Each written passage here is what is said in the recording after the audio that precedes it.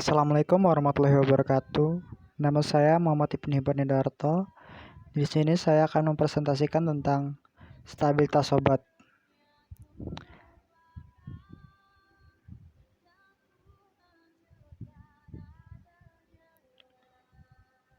Stabilitas sama dengan kualitas. Dengan berbagai cara obat dapat mengalami penguraian dan akan berakibat pada kualitas, efektivitas, dan keamanan dari obat tersebut.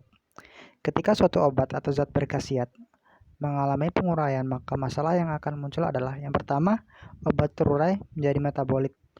Produk penguraian yang teroksik atau sampai dengan keamanan. Yang kedua, ada konsentrasi obat berkurang hingga dosis tidak tepat sampai aktivitas obatnya berkurang. Di sini ada definisi tentang stabilitas, di mana stabilitas didefinisikan sebagai kemampuan suatu produk obat untuk bertahan dalam batas spesifikasi yang ditetapkan sepanjang periode penyimpanan dan penggunaan untuk menjadi identitas, kuantitas, kekuatan, dan kemurnian obat tersebut. Sediaan obat yang stabil adalah suatu sediaan yang masih berada dalam batas yang dapat diterima selama periode penyimpanan dan penggunaan, di mana sifat dan karakteristiknya sama dengan dimilikinya pada saat dibuat. Di sini ada definisi. Ada expiration date, yaitu waktu yang tertera pada kemasan yang menunjukkan batas waktu diperbolehkannya obat tersebut dikonsumsi, karena diharapkan masih memenuhi spesifikasi yang ditetapkan. Yang kedua ada shelf life atau waktu simpan. Adalah periode penggunaan yang penyimpanan, yaitu di mana suatu produk tetap memenuhi spesifikasinya jika disimpan dalam wadahnya yang sesuai dengan kondisi penjualan di pasarnya. Kemudian ada jenis spesifikasi. Ada spesifik release dan spesifik waktu. Di mana spesifik release spesifik yang harus dipenuhi pada waktu pembuatan, misalnya 95% sampai 105%. Sedangkan spesifik waktu simpan atau spesifik umur produk adalah spesifikasi yang harus dipenuhi sepanjang waktu atau masa simpannya, misalnya 90% sampai 110%. Ada faktor-faktor yang mempengaruhi stabilitas. Yang pertama adalah faktor kimia, yaitu terjadinya reaksi penguraian. Yang kedua ada faktor fisika, merupakan perubahan fisika dari stabilitas obat itu. Yang ketiga ada faktor biologi, karena adanya cemaran mikroorganisme. Di sini ada efek yang tidak diinginkan yang potensial dari ketidakstabilan obat itu sendiri. Yang pertama adanya hilang zat aktif, naiknya konsentrasi zat aktif, hilangnya keseragaman kandungan, menurunnya sensitivitas mikrobiologis, hilangnya elegansi produk dan varian aseptically, pembentukan hasil urai yang toksik, hilangnya berkedepan kemasan, menurunnya kualitas hingga tidak sesuai dengan tabel. Di sini ruang lingkup uji stabilitas. Yang pertama adalah bahan baku obat atau ekspisien. Ada R dan D formulasi, bahan uji klinik, obat untuk dipasarkan, reformulasi, perubahan cara pembuatan, produk dalam distribusi, ada juga penyimpanan produk oleh pasien, ada juga stabilitas in vivo. Alasannya perlunya uji stabilitas. Yang pertama, kepentingan pasien itu sendiri. Yang kedua, reputasi produsen. Yang ketiga, sesuai dengan aturan yang telah ditetapkan. Yang keempat, ada membuat database yang penting untuk promosi produk lain. Ada juga uji stabilitas, di mana di sini ada dari berbagai organisasi di dunia. Yang pertama ada CGMP tahun 1972, ada FDA Maret 1984, revisi FDA yang 1987. Ada FDA Guidance for Industry tahun 1998, ada ICH International Conference of Harmonization, ada ICH-KIA 10 September 1994, ada WHO, ada CPMP atau The Committee for Promoting Medical Products. Ada juga macam-macam stabilitas obat. Yang pertama ada stabilitas kimia, stabilitas fisika, stabilitas mikrobiologi, stabilitas farmakologi, stabilitas toksikologi. Yang pertama ada stabilitas kimia, yaitu stabilitas mempertahankan keutuhan kimiawi dan potensi zat aktif yang tertera pada etiket dalam batas yang dinyatakan dalam spesifikasi. Di sini ada reaksi-reaksinya, Yang pertama adalah reaksi hidrolisis, reaksi oksidasi, reaksi isomeriasi, ada reaksi fotolisis atau fotokimia, ada juga reaksi polimerisasi. Hidrolisis adalah penguraian oleh air yang dapat dikatalisis oleh ion hidrogen atau asam atau hidroksil atau basa. Ada juga sering dialami oleh obat yang mengandung gugus fungsi ekstrim amida, laktam, dan imida.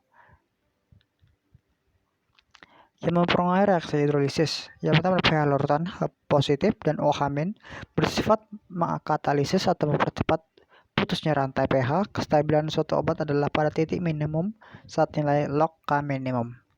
Suhunya apabila suhu naik 10 derajat Celcius, maka hidrolisis naik 2 kali lipat. Dan juga ada pengaruh dari pelarut. Di sini cara menghindari reaksi hidrolisis. Di mana yang pertama adalah mengetahui pH di mana stabilitas zat tersebut maksimum.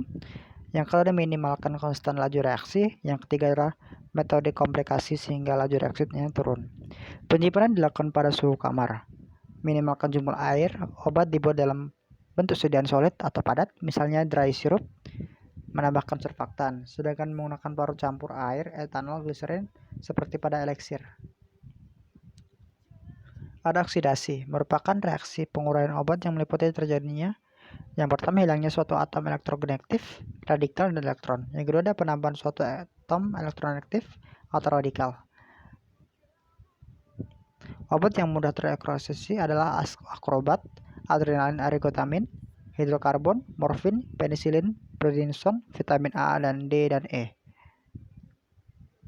Ada cara mengatasi oksidasi. Yang pertama, jika pada lemak atau minyak, yang pertama adalah dihidrogenasi hasil reaksi. Yang kedua ada ganti udara dalam wadah dengan gas insert.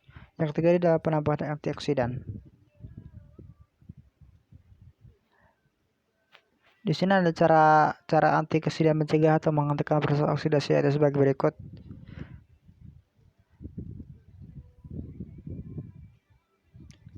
Cara mengatasi oksidasi pada obat yang mudah teroksidasi. Yang pertama mengganti udara dan gas insert. Sama seperti dengan tadi. Kemudian ada fotolisis, di mana zat terurai karena dipengaruhi oleh cahaya atau sinar. Contoh zat mengalami fotolisis adalah fenotiazin, hidrokortisin, prednisolon, metilprednisolon. Ada faktor-faktor juga yang mempengaruhi terjadi fotolisis. Yang pertama ada faktor simulasi, yaitu sifat-sifat molekul obat itu sendiri, pelarut yang digunakan, pH sediaan, jenis larutan buffer yang digunakan, dan tambahan yang digunakan. Yang kedua ada faktor penyimpanan, yaitu sumber radiasinya, waktu, intensitas penyinaraan, dan suhu, serta kemasan. Di sana juga isomerisasi, yaitu reaksi perubahan suatu zat kimia menjadi isomer optis atau geometrisnya. Komposisi kimia dari obat tetap sama, akan tetapi aktivitas biologisnya berbeda, atau bahkan mungkin menjadi tidak mempunyai aktivitas biologis sehingga reaksi perubahan ini dianggap sebagai suatu penguraian. Ada juga cara menghindari isomerisasi. Yang pertama gunakan bentuk yang aktifnya. Cari pH di mana diperoleh stabilitas maksimum. Jenis buffer yang digunakannya. Kekuatan ion, gunakan zat-zat yang mudah terion. Ada juga pelarut dan penyimpanan menggunakan wadah berwarna coklat, sehingga dapat terhindar dari isomerisasi. Contoh isomerisasi yaitu larutan adrenalin pada pH rendah 3-4 akan membentuk L-adrenalin yang merupakan isomer yang kurang efektif.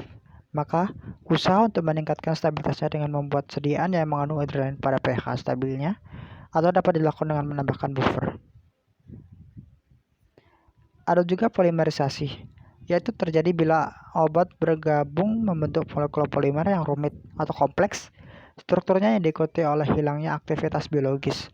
Contohnya, larutan pekat dari golongan aminopensilin akan mengalami polimerisasi selama penyimpanan, dan aktivitasnya berkurang karena terputusnya cincin beta laktam, dan akibat selanjutnya bisa menimbulkan reaksi alergi pada pasien. Ada stabilitas fisika, yaitu mempertahankan sifat fisika awal dari suatu sediaan yang meliputi penampilan, kesesuaian, keseragaman, disolusi, dan kemampuan untuk disuspensikan. Ada stabilitas mikrobiologi, stresisi atau resisten terhadap pertumbuhan mikroba menyebabkan sesuai dengan perjalanan yang tertera zat antimikroba yang ada mempertahankan aktivitas dalam batas yang diterapkan.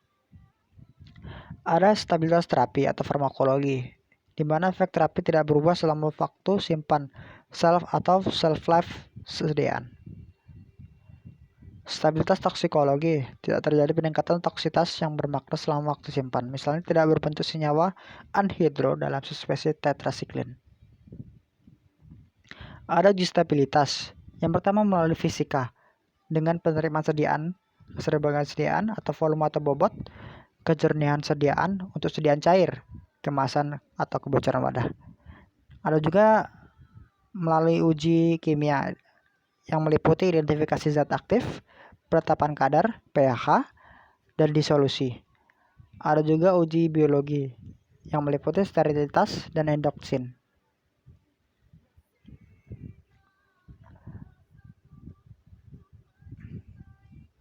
Metode uji stabilitas obat. Uji stabilitas obat jangka panjang. Untuk produk baru biasanya pengujian dilakukan pada suhu kamar yang dikendalikan 30 derajat ke 20 derajat Celcius dengan kelembapan ruangan 75 derajat sampai 5%.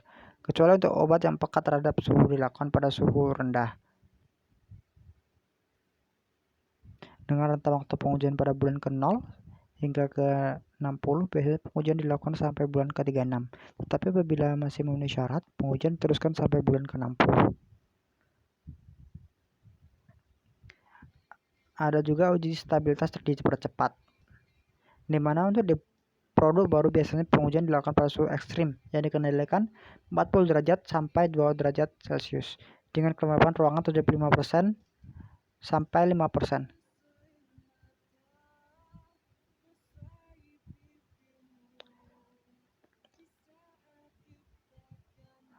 Sekian dari saya, Muhammad Ibnu Hibban Hendarto. Saya ucapkan terima kasih.